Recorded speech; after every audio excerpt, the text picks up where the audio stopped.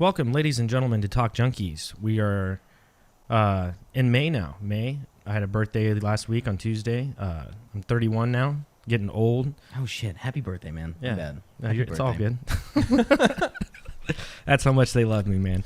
Either way, it's all good. We're going to have a good podcast tonight. We got Mike Anderson back on the show, man. Jesse, you wanted to give a shout out real quick, though, to a new subscriber? Yeah, to Rachel. She, from my understanding, watched a bunch of our videos and really enjoyed it and had some funny comments that were running through my girlfriend at the time. She was shooting text to my girlfriend, and it sounded like she enjoyed it a little bit. So thank you, Rachel. I hope you keep watching. Thanks, Rachel. What's going on, Mike? How's it been, man? It's been a while. Yep. Doing well? Well, we wanted to talk a little about history here. I wanted to start out with, have you guys ever heard of the Chinese proverb, may you live in interesting times? I've not. No, I haven't. Okay. I thought it was appropriate because the world has never lived through something like this before, which is one of the things we're going to talk about. I looked up that quote before the podcast started because I wanted to see what famous Chinese philosopher said it, and nobody's been able to put a name to it. So, but it's interesting because no one can say we don't live in interesting times now. We're going through something that's never happened before, and I don't mean the pandemic itself, I mean the world's response to the pandemic. Mm-hmm. The fact that we all stopped living to try and stop the virus. So that's what's unique. It's very unique because it's changing a lot of things. And is maybe the wisdom behind that whenever you say, because the quote was, may you live in interesting times. So isn't it almost like any struggle that you have to deal with is also an opportunity to develop and to become better?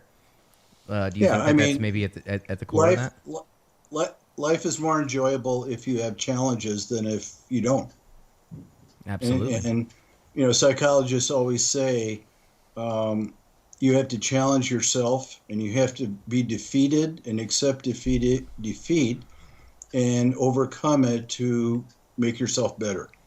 I mean, yeah, we learn that as kids, even that, you know, you learn from your mistakes, pick yourself back up when you fall, and that's a huge thing. Adversity is what drives character and change and development as a human being. Yep. And let me just go off on a very brief tangent about that, and that's one of the problems in our society now. And that's one of the issues with tribalism is people who take their own lives and control them, say, I'm controlling my life, nobody else is controlling me, I'm going to determine what happens to me, and I'm going to move forward.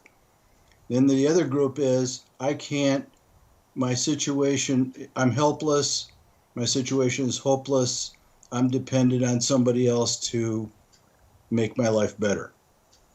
Which is better of those two? Option A. Option A, right. Because we all have control of our lives, and we can make it better. And whereas if we're dependent on someone else, we never have a guarantee that anything's going to happen. We don't have control. I think that a lot of that for me is so much that you can't really control the environment that you're in. There are so many things that you're not in control of, but you can't give over power to outside things. You need to come to the realization that a lot of things is your ability to respond to it, that you can be in any scenario, and now it's up to you to decide how to interact with it from that scenario. Yep. If that's going down the same page that you were talking about. I mean, that even comes back to the adversity thing. Everybody is put in different situations from the day they're born, and everybody's got different adversities and challenges that they face. But the whole point is to not give into it and continue to face that, no matter what it is. It's going to be harder for some people and easier for other people, but you still have to face that head on. Well, there's things in life you can control and things you can't control. And the things you can't control are random events that could affect your life. Your furnace breaks or your car breaks or something. So there's ways you can prepare for that by saving money. And the things you can control are how you live your life and what kind of risks you take. Like if you go skydiving, you're taking a bigger risk than if you don't. Having a motorcycle is a very risky vehicle. So, there's risks, small risks you can take and large risks you can take. And the bigger the risk, the more you can adversely affect your life. It's funny. I almost want to, which I mean, I agree 100%. I almost want to flip the tables real quick on that. The whole, just for like the skydiving and like motorcycles and anything like high risk.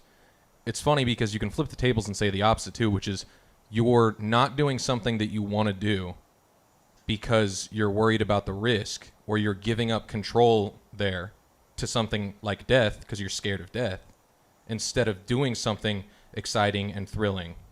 So I'm just saying, it goes either way. Yeah, but I mean, there's degrees of excitement. Like, I'm not a particular fan of roller coasters, but people love them. They're not dangerous, really. I mean, the accident percentage is infinitesimal. Yeah, it's got to be super and small. People get a thrill out of them. I just kind of discovered that there's two kinds of roller coaster riders. One that ones that get excited by danger, and others that don't like it, which I fall into that category. Mm-hmm. I mean, I can ride them. I don't like to ride the tallest ones, for example, because I just don't enjoy it. Yeah, everybody's got their own thing. I love roller coasters. I don't think I could ever go skydiving. I would want to, but I don't think I ever actually could.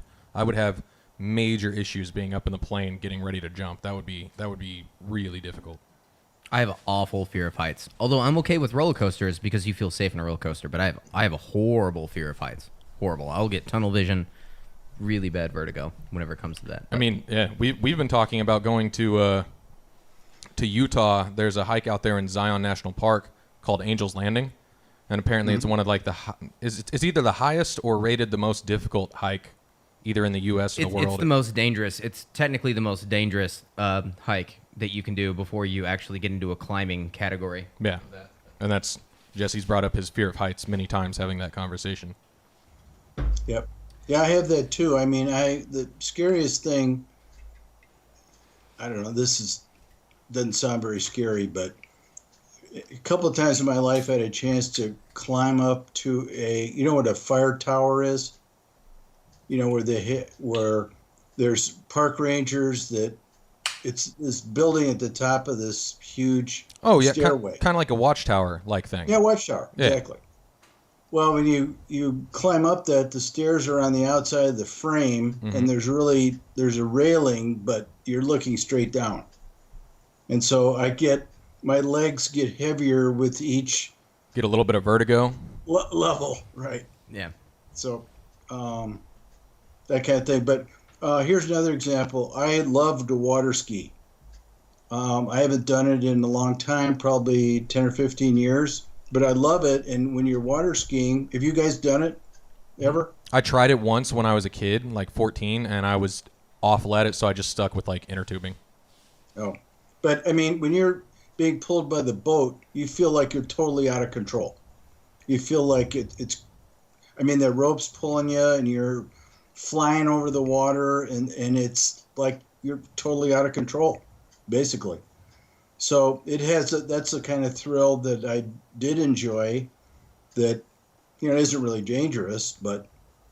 If you hit the water wrong, that can be painful.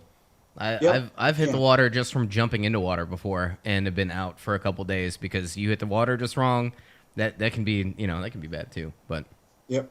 I feel like I have a pilot's license and I haven't flown in a long time, but there's a case where if you're in a plane, you're not really. I never get the fear of heights or anything flying a plane, because it's looking straight down that bothers me more than looking straight out at the horizon. Well, I mean, I know people with, and it's probably a little different for a smaller plane, but like a full-size passenger airliner, I know people who are super afraid of heights, like more afraid of heights than you are, Jesse, like super afraid of heights, who are fine up in an airplane because you've got that, like, the momentum of you moving, like when you're on a bus on the street, like it just feels like you're sitting down. As to where I do have, one of my friends in high school got his pilot's license, and I went up with him one time in a little, I don't know that much about planes, so you can probably correct me here, but it was a little, like a Bush plane or a Cessna, something like that, just like a little one of those. And I didn't realize until I was up in that smaller plane, like when you're getting that initial lift, like you drop, like you free fall several times for like 6 feet catching the air right, and you can feel that. Like it's a small enough plane, you can feel yourself dropping. Yep. So what about this uniqueness, Mike, other than the fact that it's at the rate of which the world has changed? Man, we digressed a lot. Yeah, I loved it. I loved it. Yeah, that was good. That was beautiful. Well, yeah, but it's sort of all related. I mean, there's never been a case in human history where the whole world, much less one country, stopped living to stop a disease. Because, I mean, to give you an example, when the Spanish flu happened in 1918, Woodrow Wilson was the president. He never mentioned the disease the entire time of the pandemic. They just kind of let it happen. One word statement in public about it. Not one speech, not one announcement, not one word. That's insane. A little bit different. Yeah. A lot different. Yeah. Do you think that maybe had something? Part of the reason for that is that, if we've talked about my books, so you understand, how I look at history. Maybe till 1900 or 1850 or something, and from that point all the way back to the beginning of mankind, people lived what I'll call a Darwinian existence. I mean, even after cities and countries were developed and, countries are large, cities were large, if something happened catastrophic, you either survived or you didn't. I mean, there's the most famous pandemic or epidemic in history of Europe was the Black Death. You probably heard about or read about. I was actually going to bring that up in a moment, but you already did, so that's perfect. 40% of Europe died. Okay, I didn't know the number. I knew it was between 30 and 50. I just didn't know 40. Got it. Yep. And it basically was bubonic plague, and it was carried by rats. And basically, people got infected because they didn't wash their hands. I mean, they handled infected materials or places where the virus was left behind, and they died, but they didn't know why they were dying. I mean, it's an interesting story because, like, back then, either you had a tough immune system or you died. I mean, because there wasn't any medicine, there were no vaccines or anything. So it was Darwinian in the sense that people that had strong immune systems were the ones that survived. So my point is, even up through 1918, that's the way the world was because, medicine was relatively ineffective and people didn't understand the disease process, and it came through and did whatever it was going to do and wiped out however many people was going to wipe out, and that was it. Their medicine was so bad they would do bloodlettings, I'm pretty sure, during that time, where they literally thought that cutting you open and bleeding you out would get rid of the bad stuff in your blood. Yeah. It really bad. I mean, but they're trying to figure things out scientifically. Like, I understand. It just, they were completely on the wrong path, which you have to fail a bunch of times before you realize what actually works. I was going to say, it sounds crazy to us, but that is still a scientific method. Like, they're still trying stuff. Yep. Well, look at all but back then was really bad. On this, a vaccine. There's probably 40 or 50 or maybe 100 experiments being done with either existing medicines or inventing new ones to try and defeat the virus. They know a lot about it. They've they've duplicated the genome. They know what its vulnerability is. And so they're just going to try different things and see if they work until a vaccine's developed. I mean, yeah, that's medicine, that's science. I feel like that's just the process. Yep.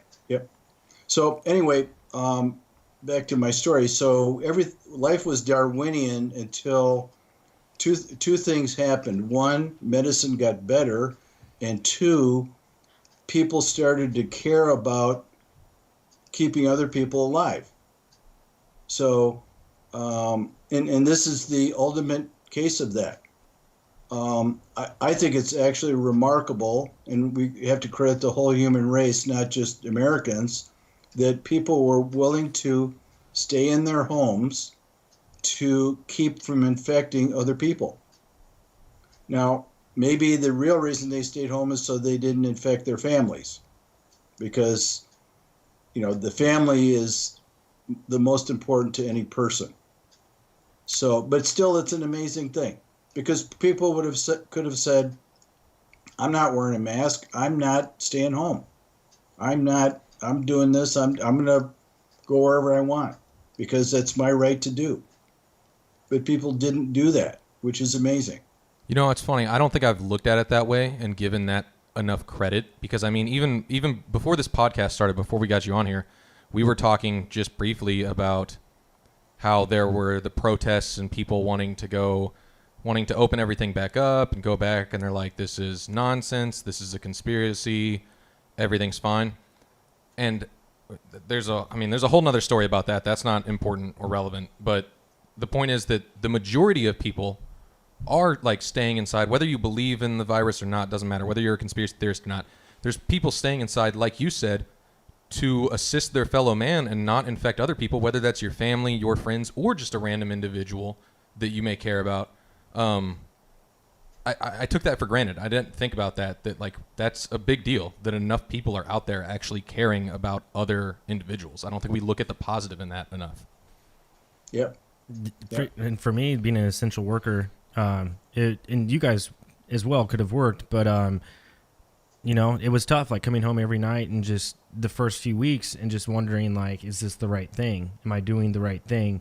Potentially coming home and could create havoc inside my own household, and that could be deadly. And it was very scary, man. It was very scary. I'm sure. But I really didn't have an option. I mean, you got kids, like. Yeah. My wife is a dental hygienist, and she was very afraid of bringing something home that I would catch. But then she got laid off, so it didn't matter. And by the way, I think I already had it, because I had a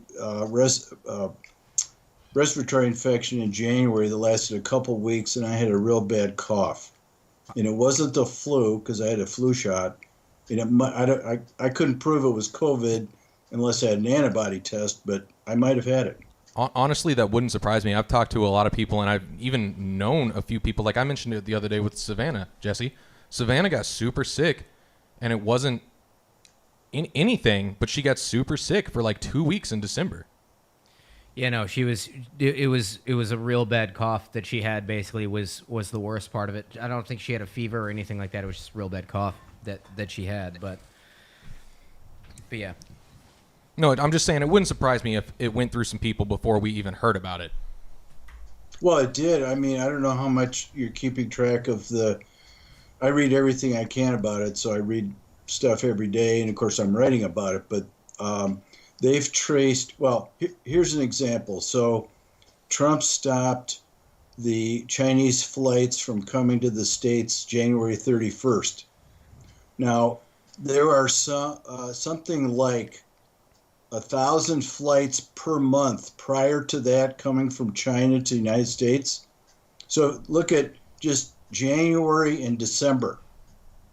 2,000 flights full of people coming from China. A lot of people had it.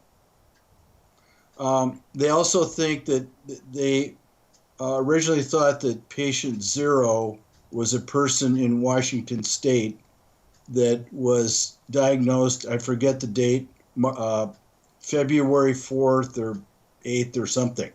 They found somebody in mid-January in California that had it.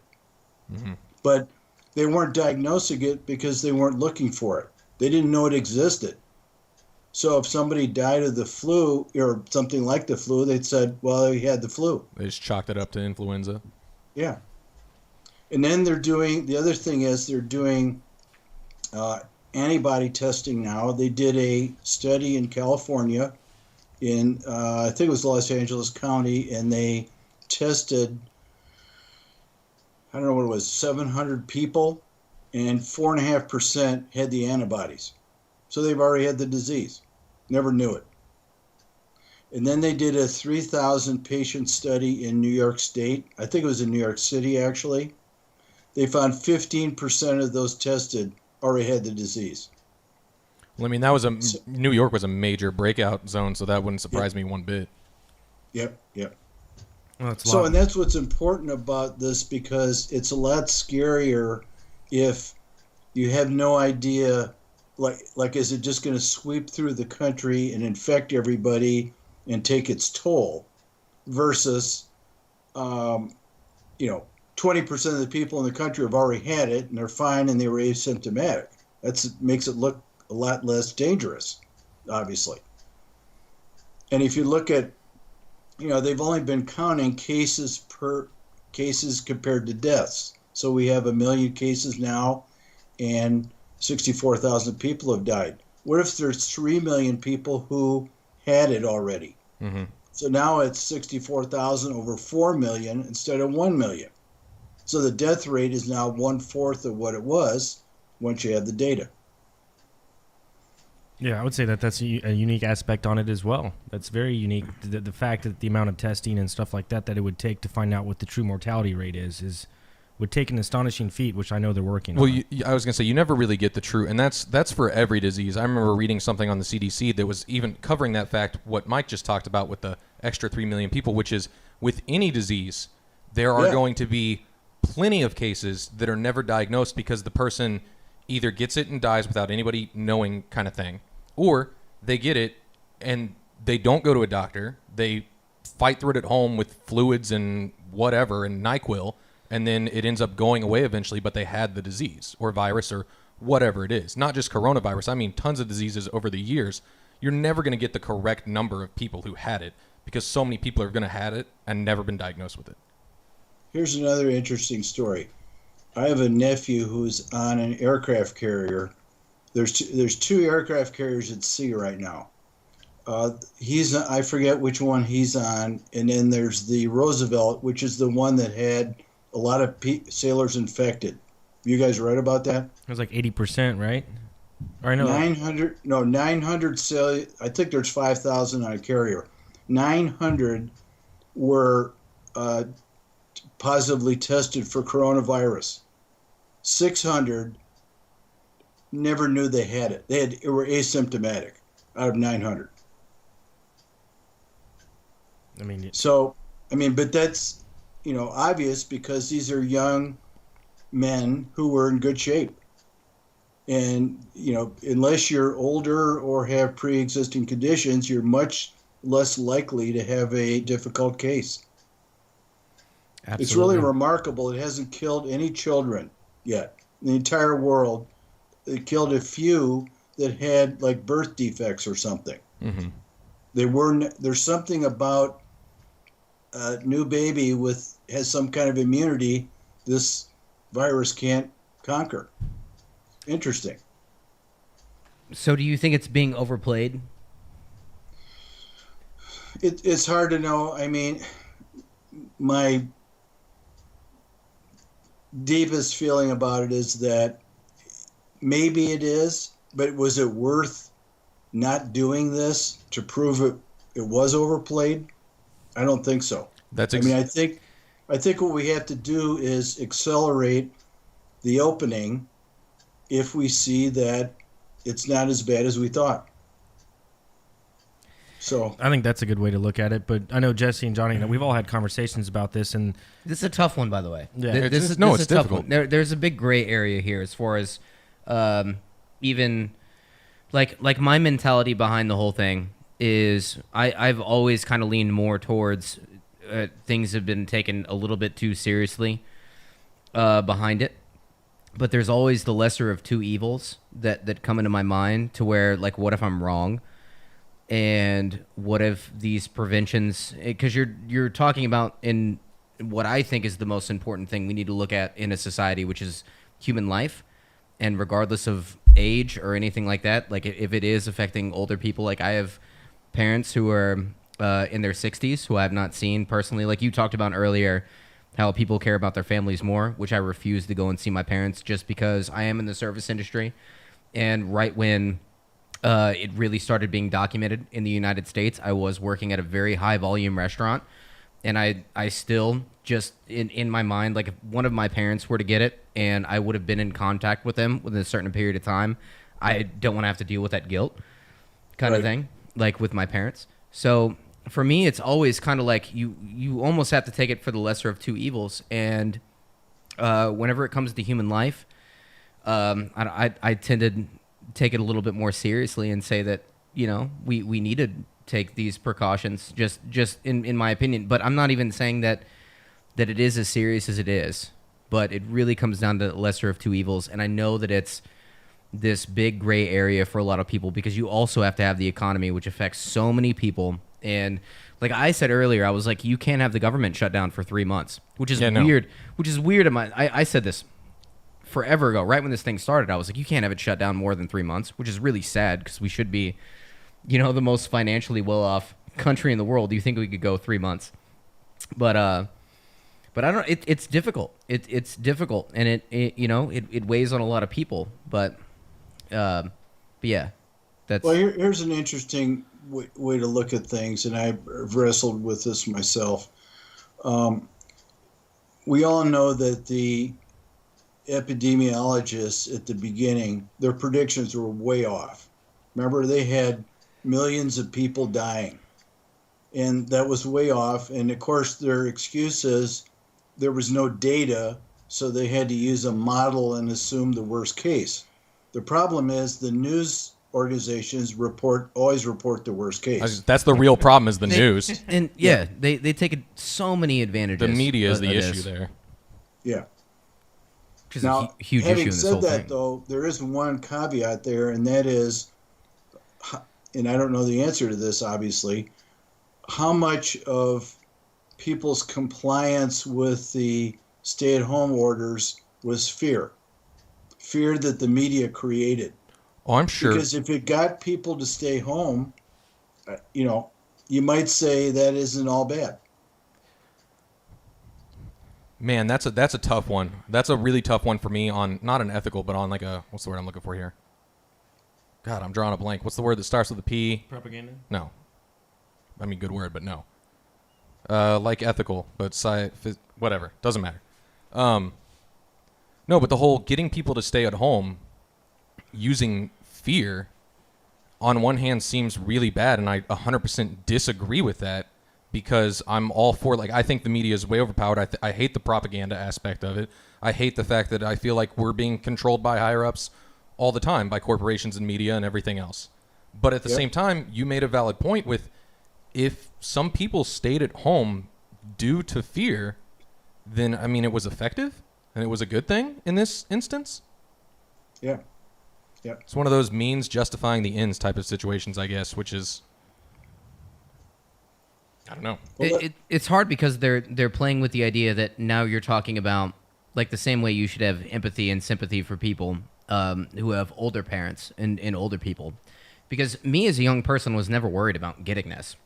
Like, there was enough data on it to where I knew, me being a 29-year-old, that this is super highly unlikely that it was ever going to really negatively affect me, besides maybe I have a bad cough for a day and I don't even realize that I have it.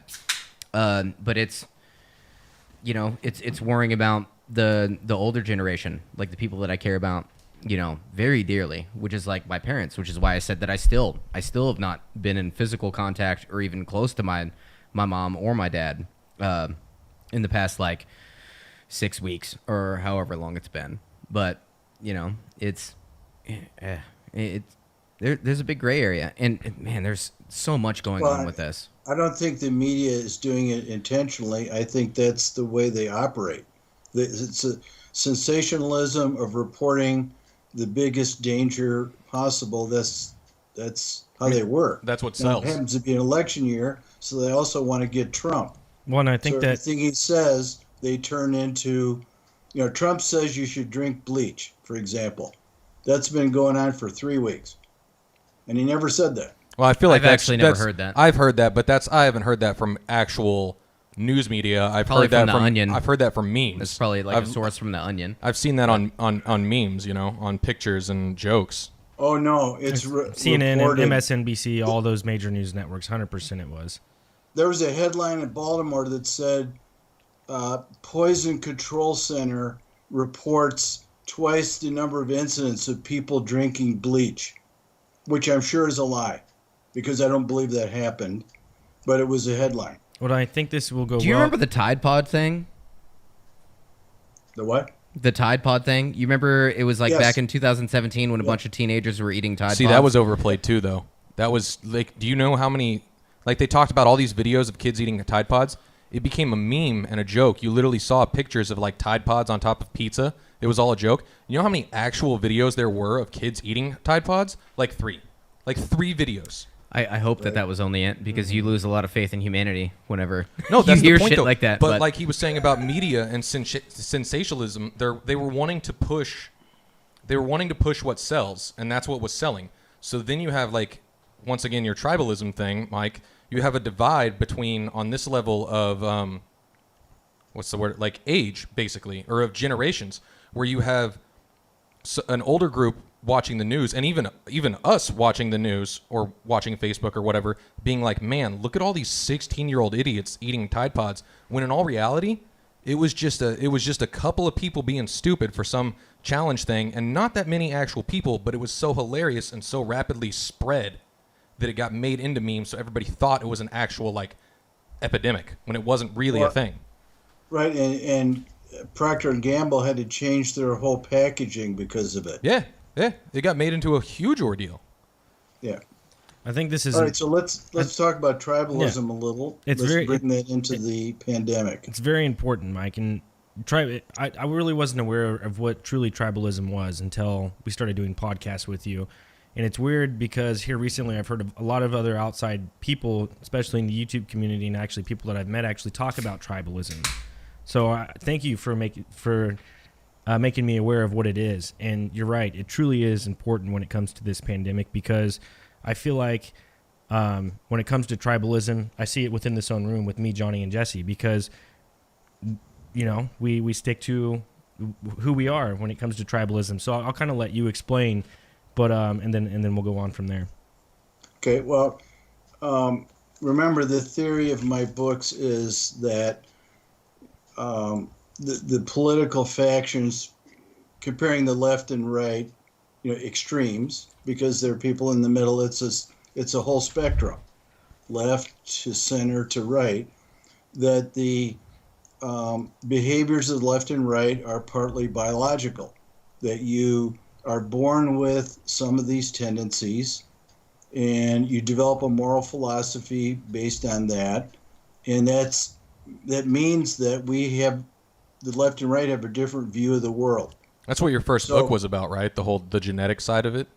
Right. So, and when I started the first book, what really got me started is because throughout history, man has been trying to find the universal truth. Okay, this is the universal morality. This is the right answer. There's no other right answer but this one. And it turns out that's not true. Different people have different moralities because of their personalities and their environment. So, And then all that changes anyway, right? So even if you were to get close to it, given enough time, people and personalities change, and then would change it anyway. Like if you were to try to find a general consensus of this is the best morality, but given enough time, wouldn't it change anyway? I don't know. Well, let's define morality. I'm sorry about that. Let's go Let's I go don't back mean to a throw you second. off. So, I don't mean to throw you off. morality, when I was a kid, morality was only mentioned when you went to church, because they said you have to live a moral life, which means don't sin. But now I have a different definition, and that is the practical definition is morality is a set of rules that a society lives by. And those rules change over time. Okay, so for example, homosexuality was considered a crime and an evil, awful, sinful thing 50 years ago. Now it isn't. It's because society decided it's okay, it's not bad. It's not, you're not evil, you're not a bad person, you're just different. I think that's what Jesse was trying to say, just in weird words, is that culture changes over time, society changes over time, what our morals are as a society. Yes. And it would be constantly changing too. So there's... Oh, it'll be different 50 years from now. So the idea of 100% truth of morality, of what this morality is 100%, like if there's a rule book written of morality, that it would only last maybe a decade, and then it would have to change its own writing over a period of time because we decide what morality is. Well, the best way to think of it is every generation changes it. Your generation, and then there's every 20 years is a new generation. So 18-year-olds don't think the way you do. And you don't think the way a 50 or 45-year-old or 50-year-old thinks. Whoa. I'm not 20 years older than an 18-year-old. It's actually, no, I completely agree with you because it's weird looking back and now being 29 and then seeing how 18-year-olds live their life. It's so different, and what they feel is important. It was way different what I felt was important whenever I was 18, whenever I thought that I was, like on the cusp and I had it all figured out, right? Like I think we all think that we have it all figured out, like at 18 or whatever, whenever you're really ambitious about things and about life and you really start discovering things. But then to see you carry those morals over, and yes, you change obviously throughout time, but then to look back even a decade earlier to people who are now 18, I mean, like they're completely different than even what I was and even what my morality was whenever it comes to things and what's important. I get what's important and what morality is different, but If you had to guess, Mike, the impact of this epidemic that's happening right now to the tribalism of 18-year-olds, I would be curious to know what that is. Because, I mean, before going into what this pandemic was, I'm sure, like you said, those traits could be set in stone, or some of those traits for tribalism you might be born with. But, I mean, as you grow older and you learn things, that's how you kind of get into which side you're on. But I'm curious on what the pandemic's going to do to tribalism. Well, this is a very depressing piece of information I'm going to give you, and you probably haven't heard this, but there are Twitter handles on the internet, I think, that are being... that is depressing.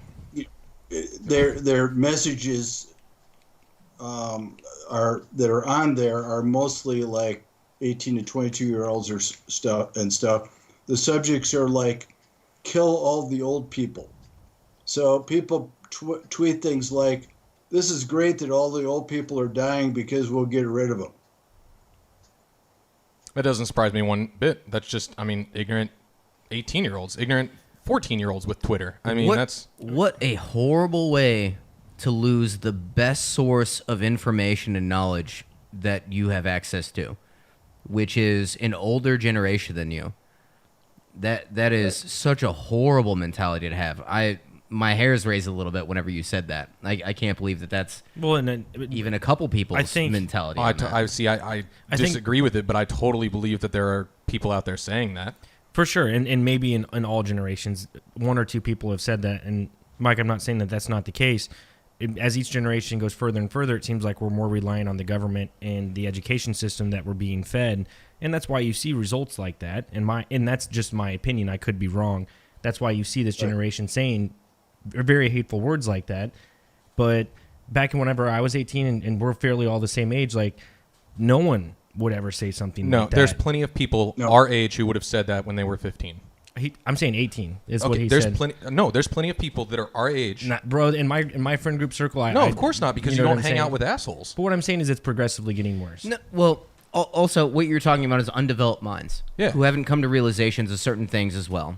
Because whenever you get some momentum in the world and then it kicks you in the ass a little bit, at some point because you no longer feel invincible and you realize the intensity of what it is to be a human being and your role in society, that you hold some potency to the whole thing, and now you're not just some asshole little kid who says stupid things like that. But that I don't know, that just boiled my blood a little bit. No, it's awful. So, yeah. But that was my point, is that I think you're going to get that response from every generation at that age.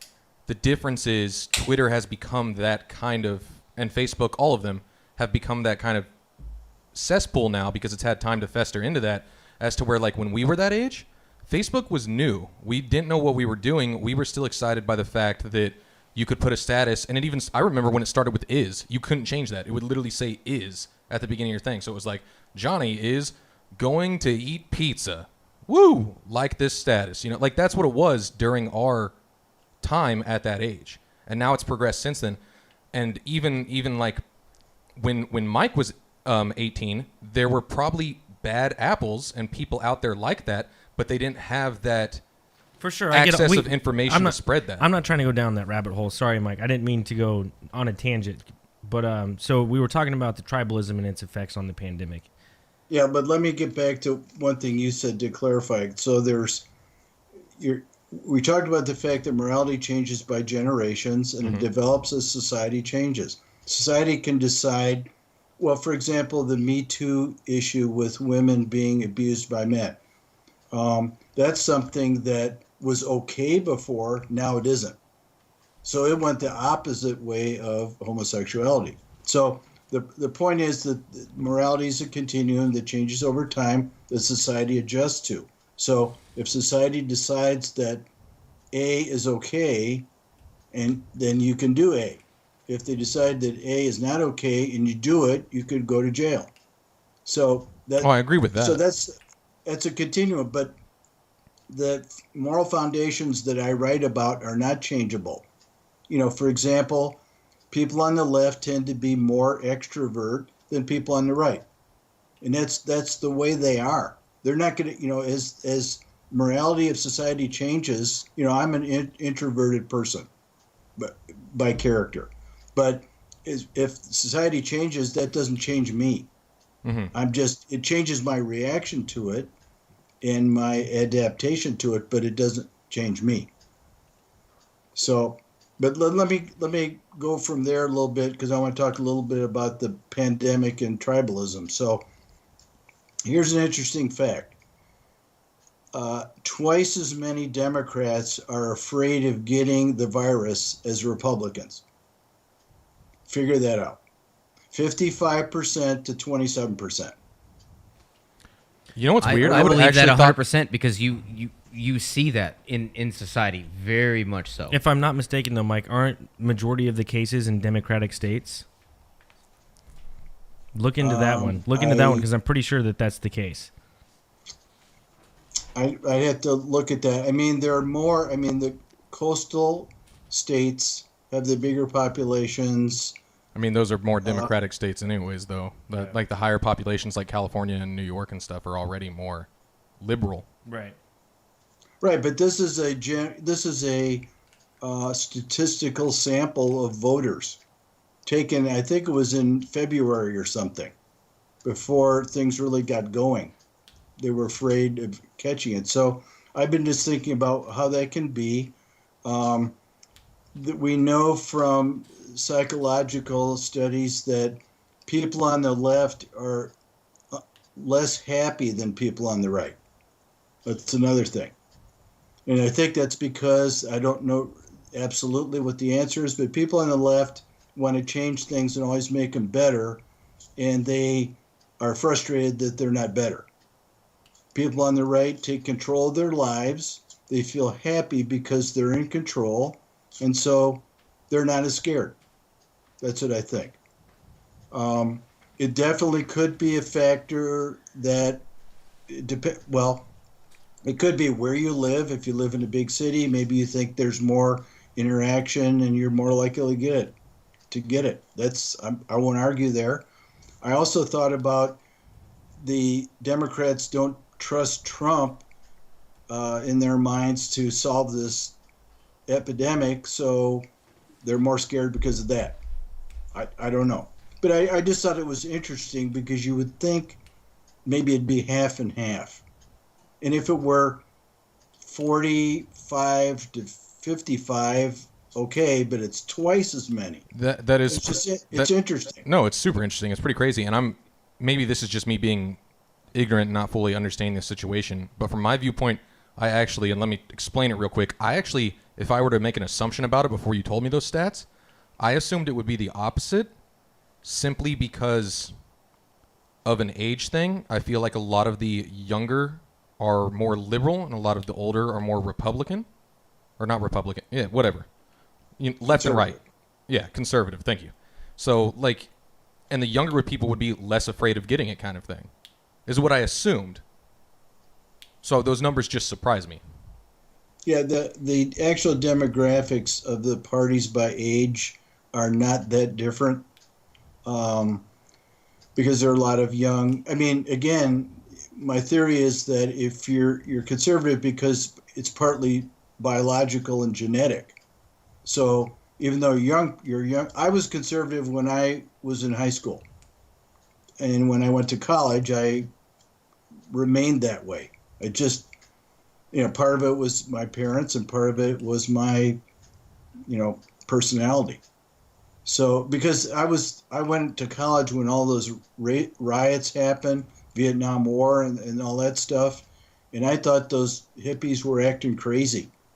I mean, setting things on fire and everything. I thought that was crazy. But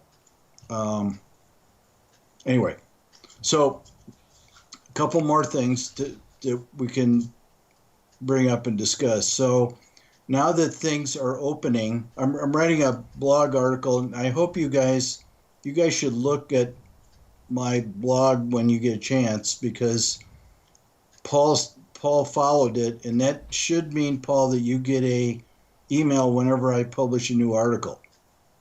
Did you get one? Because I published a couple articles the last 3 or 4 days. Did you get an email? I don't believe I have. I can check real quick, but I do not believe that I have. I should have.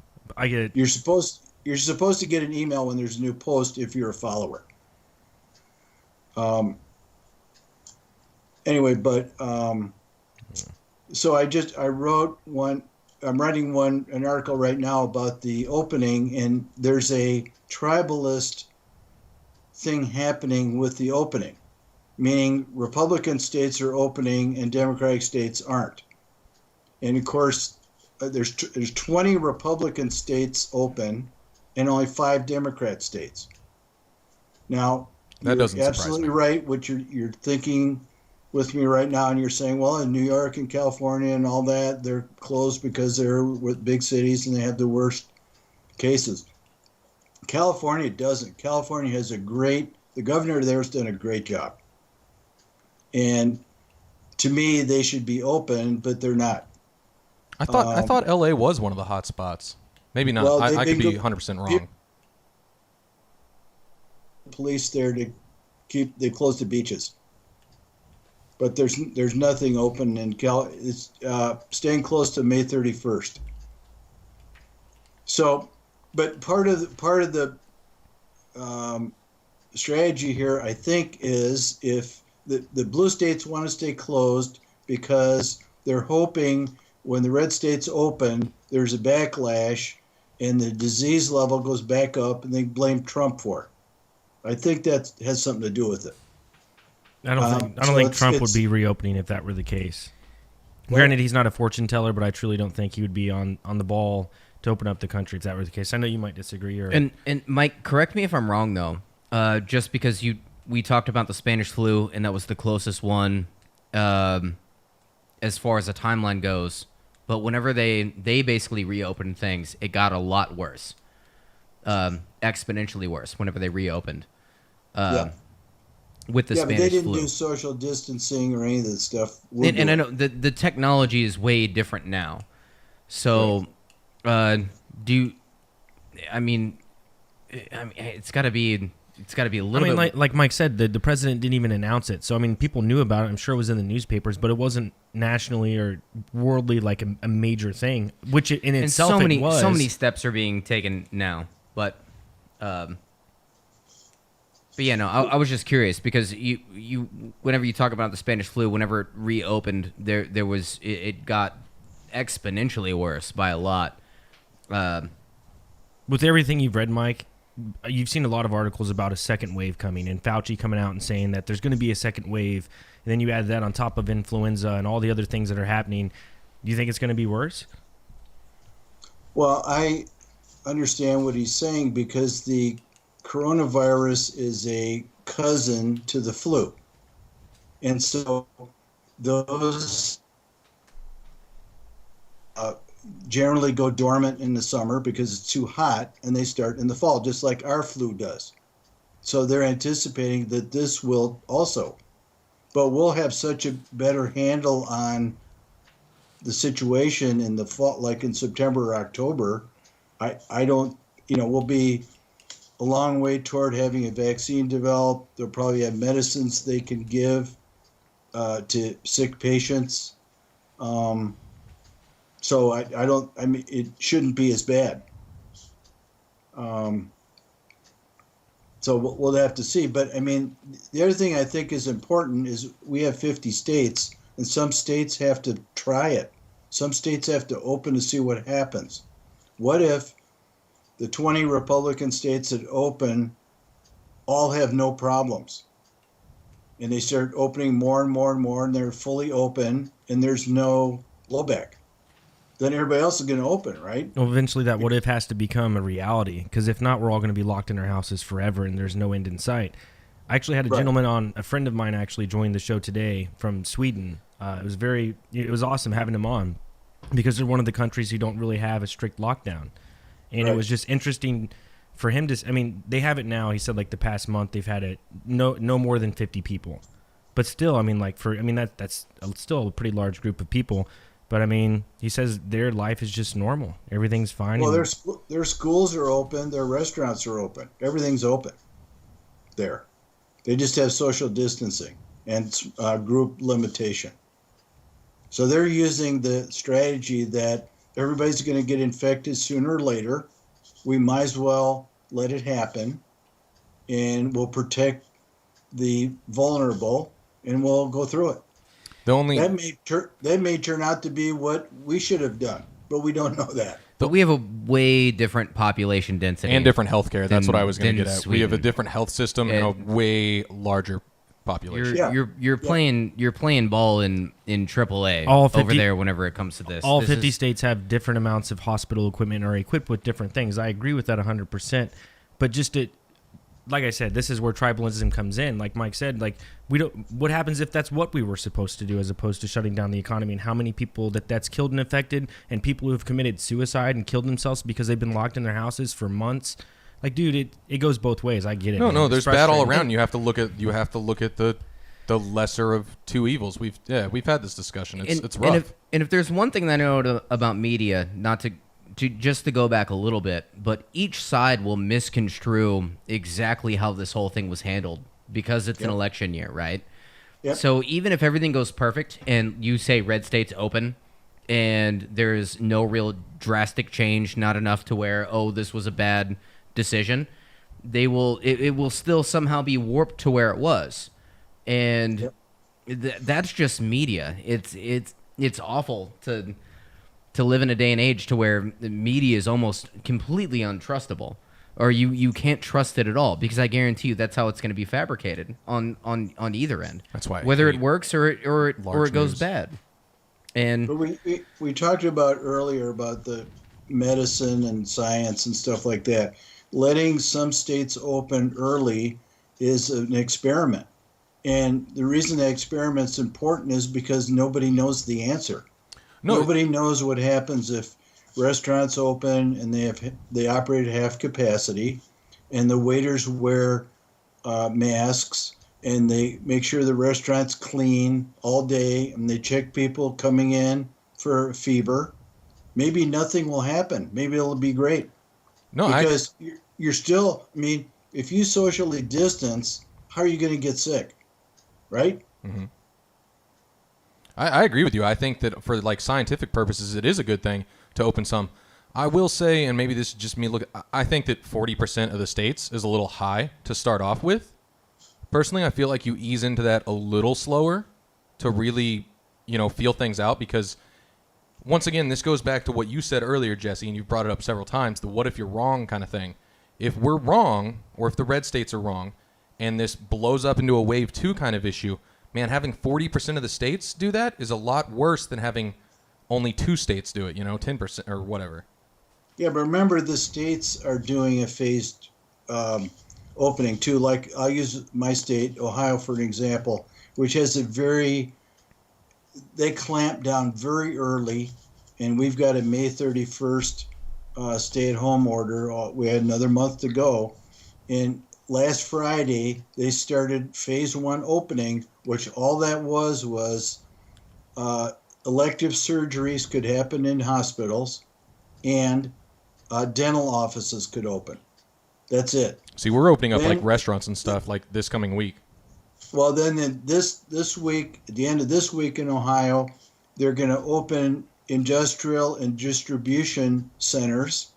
So, inventory can be replenished and all that stuff. And then at the end of the third week, they're going to allow retail establishments to open. But they didn't say anything about restaurants. They said like a department store, for example, could open with social distancing and stuff. So it's going to happen. All 3 of those things are going to happen with everybody still on a stay-at-home order. So if it's done gradually enough, the risk is lower. How much of this is constitutionally? How much of this goes against the constitutional rights of all these stay-at-home orders and stuff like that? Great question. There's an argument that it's all unconstitutional, but the governor has a right to protect the population from an emergency, from a natural disaster. I was going to say, Paul, I read about that. The very first coronavirus podcast we did, when I was the one who was like, man, this is super unconstitutional, this is turning into Nazi Germany, when I was super against the whole stay-at-home order, before changing my mind a little, I remember looking up some stuff about that, and I wish that I would have remembered it or known it now or had it ready. I wish I knew you were going to ask about that. But there actually is some article or something in the Constitution that I was wrong on that brings up the fact that in cases like this, they do have control to do that. Who, the governors? Yes, right. Like on a state level, not a federal. Right, but yeah, and I could now, just... having said that, the Attorney General said last week, Attorney General of the United States, that if he thinks that some states are being too restrictive, the federal government's going to sue those states. That's ridiculous, in my opinion. Well, those states are already getting sued because of those restrictions, like in Michigan and stuff like that. California's been sued 50 times already. Wait, by the federal government? No, by people, by individuals. People. I mean, that's just mainly that's business gonna happen. owners that can't open, that have no money, and their business is dying. That's a very legitimate. I mean, you have no rights if the government doesn't let you make a living, right? We're also in a time of crisis. They should be upset with the federal government at that point, not at a state level, because how the stimulus was packaged out and how you have, what is it, Boeing getting so much money, to be bailed out, which I think is completely ridiculous. It's like almost not to get into too much of this, but you need to be angry at the federal government and how they distribute the stimulus package to where it should go. Well, it's not going enough to small businesses enough. I agree with that. They should be angry. But that comes down to higher ups who they have these CEOs of billionaires who are probably paying them off. I don't want to get into conspiracy. Small business is getting money. I don't want to do that. Small business is getting money. Not all of them, but there are a lot of small businesses. ton But if haven't you talk yet, though. about people being upset is not getting enough to get through this time, For sure. which is I said earlier, the fact that we're the wealthiest nation in the entire world, the fact that 3 months would put us completely under and back into a recession sounds ridiculous. I think that there's the money is not being put back into the right hands. whenever it comes to stimulus. That's my opinion on that. I don't want to get into conspiracy theory because I know it's We almost talked borderline about there. things that have never happened before. We've never been had a stay-at-home order as a country or any of the countries in the world. The other thing that's interesting, though, is there's never been a rescue package for small business before. In all the times prior to this, to go back to the 2008-2009 recession, nobody gave a damn for the small business. The bailouts all went to banks and large corporations, mostly financial organizations. Always. Because So they're a this representation is of the U.S. unique- economy. I I mean, understand that. This, to me, this is a step forward to have the government say it's the small businesses that we're worried about, and we're going to get them some money. I agree that it's a step in the right direction, but I also feel like I think that suing your governor for, I don't know, I think that suing your state is a little out of hand, and I'm very much a libertarian who believes in freedom and is against this entire thing, really, but there's also, I think everybody's looking real short term, and I get it. That's how we live as human beings. But people are looking real short term. They're worried about their business, and I mean, like, you have to be worried. I get it. That's scary. You have to be worried about human life as a whole, though, as well, and like this too shall pass. In time, this too shall pass. Right now, we're living in extraordinary circumstances in an extraordinary time of crises, of pandemic, whatever you want to call it. And some things have to be different, and some things are going to go under, some things are going to fail. At the end, though, the federal government distributing things the wrong way to companies that don't need it is the ridiculous part. Well, let me comment about that a little bit. So, first of all, there were some great abuses of the distribution because, and mainly, it's my understanding, is by the big banks. I don't trust you guys often talk about conspiracy theories. I dislike banks more than any organization in the world because I don't know, they can't be trusted in any situation. So, I mean, you probably saw that the Los Angeles Lakers got $8 million as a loan, as a small business. They gave that back. Which fortunately they gave back, right. But what the banks did is they conspired with their customers and said, well, because the rule is you have to have 500 employees or less. And so they conspired with their employees and said, well, you've got a branch office that's got 500 or 380 people, even though you've got 20,000 in the corporation, but we'll call you a small business. And the reason they did that is they made more money loaning to big companies and calling them small business than if they loaned to small business. Yeah, because the federal is paying back the banks for these things. Right, but that's the federal government screw up because the federal government shouldn't be giving any money away unless they know how it's getting there. You know what I mean? Do you think that's really a screw up? And I know this is conspiracy, but do you really think that that's a screw up on their part? Well, to like that's send just the some. Lakers Oh and man, Harvard and all these man, I Stanford fudged up a little bit University, here. My bad. Those are screw ups. I mean, you brought up another issue, which is like bailing out Boeing. I mean, I hear what you're saying. I think large corporations that made mistakes and put themselves in situations like, where they're financially not bankrupt but in trouble, that's on them. But That's capitalism. If their problem was caused by the virus, I don't know that it's their problem. And the thing you got to remember is big companies employ a lot of people. So if you say, hell with Boeing, then 100,000 people are now jobless. So it's not just bailing out Boeing, it's keeping the jobs for the people that work there. I agree with you on the job aspect.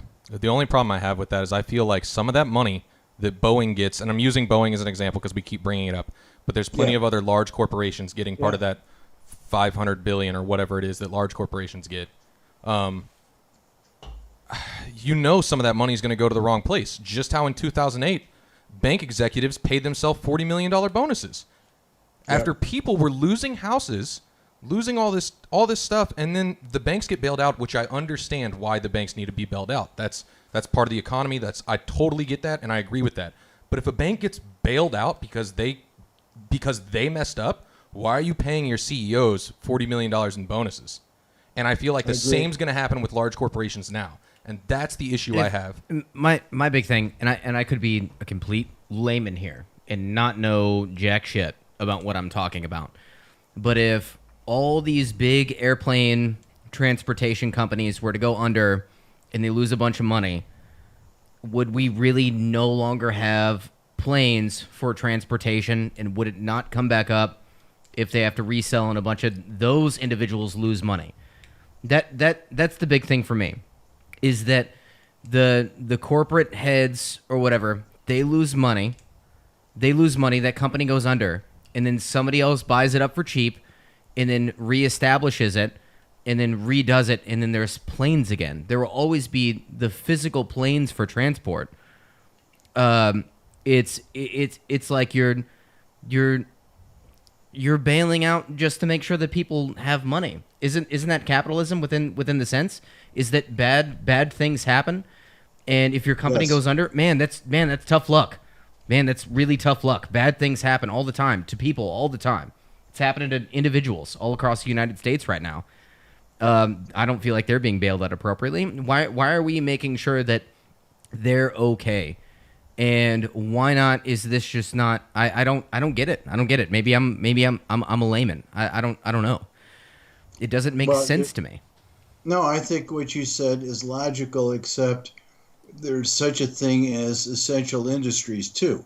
For example, let's say the oil industry went bankrupt. I mean, then there's no oil. I mean, that's an extreme case. It's not like airliners, or the steel industry. I mean, the economy to run has to have transportation. But someone else would come in and take that over. This is my big argument. The resource is there. Oil's there, right? All the workers that were willing to do it are there. The planes are there. The people who are pilots and the people who work that industry are there. The big thing is it's the top people who all of a sudden lose money. That's who they're, in my opinion, unless I'm wrong here, those are the people that are being bailed out. It's just the people that are on top. It's not the actual fundamental cogs and gears that run it and make it work. Oil will not always be there, but oil's there. The offshore rigs are there. The people who work it are there. Like it's just it just gets sold to a different company. Someone else comes in. It's this top tier that's being bailed out.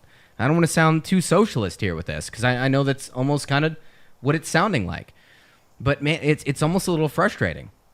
But that's, I mean, maybe I'm a layman. I don't know. I'm just the guy from Belton, Missouri. So let me try to answer, and this is a partial answer, not a complete answer. But if you let the airlines fail, then the government calculates that rebuilding them would cost more than saving them, basically. Because rebuilding, I mean, when a corporation fails, what happens is everybody that owns a stock loses all their money.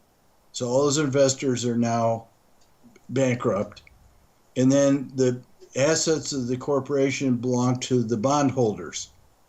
So then the bondholders go to court, and so you do Chapter 11, you file bankruptcy, and then you divide up the assets, and they get resold in a way that maximizes the profit for the bondholders. They already lost most of what they had invested, but they are going to get part of it, 20 cents on the dollar or something, and then you got to rebuild the whole thing. And I mean, yes, the infrastructure's there, the oil rigs are there, but there's nobody working them because the company's bankrupt.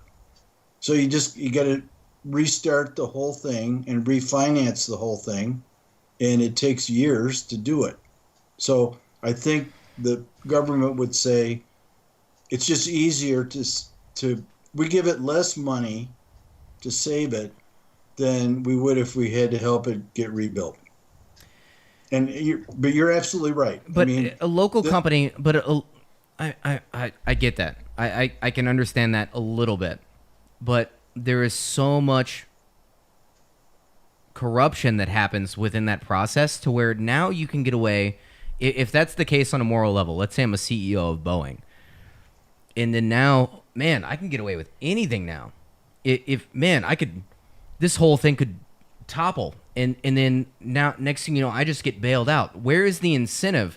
Where is that capitalist mentality of You have to do well as a company. you have to do well and work hard, and if it fails, then this fails, and you have to restart. And yes, people lose money all the time. I invest in the stock market. I'm a big believer in the stock market. That's where I plan on retiring. Is I don't have a 401k. I oversee my own personal investments. And I would never just put my money into one thing, by the way, because that's absurd. And I guarantee you all the CEOs don't do the same thing. I guarantee you they spread it out a little bit more than that, because any logical person doesn't put all their eggs in one basket. But it's so frustrating for me, because then that mentality is, now I can literally let this fail. And because it's considered this, is I will get bailed out, and then everything will be handed back to me, and I'll be able to give myself a bonus at the end of the year on top of it. Well, At the cost of all of society. It's frustrating to me. Thing I forgot to mention. When these companies get bailed out, the federal government is going to own part of the company. So the federal government, that's even worse. Right? That's even worse. I don't think that's right either. They got to get paid back. I know, but if they loan Boeing $20 billion, Boeing's got to pay it back in order to get their company back. That's what I'm saying, though, is I feel like that's almost a problem in and of itself, because now the government is getting something out of it by making the decision to loan these large companies money. They're getting something in the end. They're either getting the money back, or they're getting shares in this large company. They're now part owners, whatever you want to call it, of this large. Let me finish real quick, Paul. Sorry. No, you're good. They're getting a part of it, and that's awful. Now the government has an incentive to help larger corporations more than they have an incentive to help small businesses.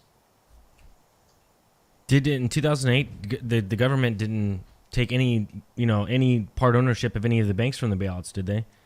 Yeah. They did? Yeah, AIG Corporation, which was an enormous secondary market insurance company, I think they lost either $100 billion or something. The government took full ownership of it, and they paid the whole thing back. This is such a conflict of interest, in my opinion. This is such a heavy conflict of interest between the federal government and major corporations, and then individuals like me, you, Paul, and Johnny sitting here having a conversation. This will never be beneficial to us. It actually brings us farther back, in my opinion. And I fully believe in capitalism. It's weird because I sound a little socialist. The government owning part of that is not capitalism. I start talking about a distribution of wealth, and it's almost hard for me not to. But I believe in capitalism. I think it works as long as it goes not corrupted. And I think it's a little corrupted. I know we got. Yeah. Well, I'm sorry. I agree with all you guys. I'm not arguing with you. I think that money and power drive everything that mankind does, and the people with the money and the power have the most control. So there's no question about that. You guys are leaning libertarian, and libertarians would say what I hear you guys saying. I'm very libertarian. Libertarian believes that the market has to determine everything.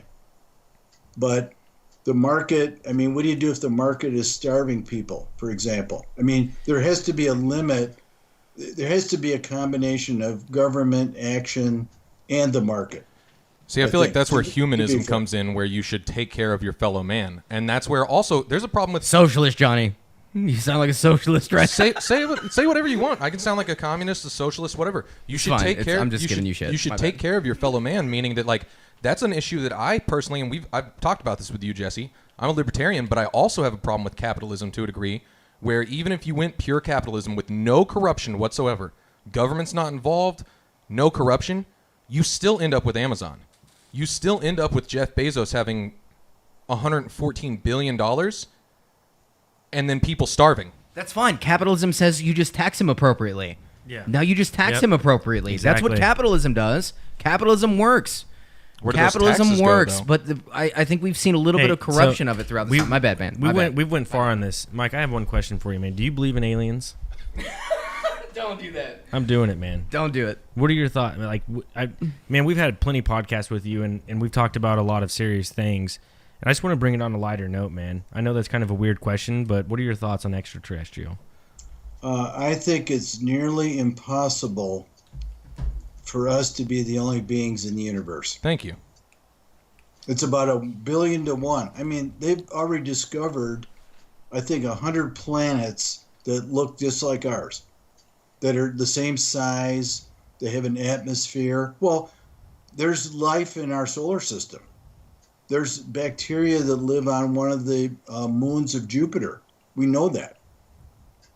Didn't come from here. So yeah, that's your stance. Do you think that?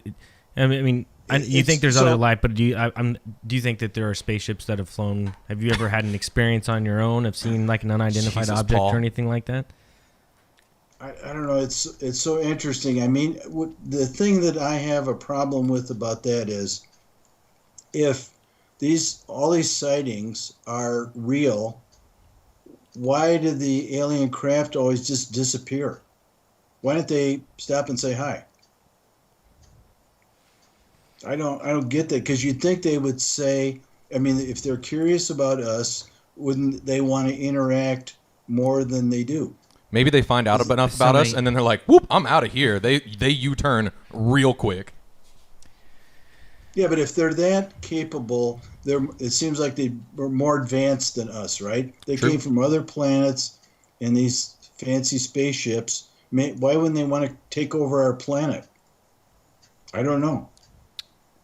There's a lot of people that go into depth in that. It's weird you're asking Mike Anderson. I almost appreciate the Mike Anderson podcast because we get to go away from conspiracy theory a little bit and talk about something more fundamental.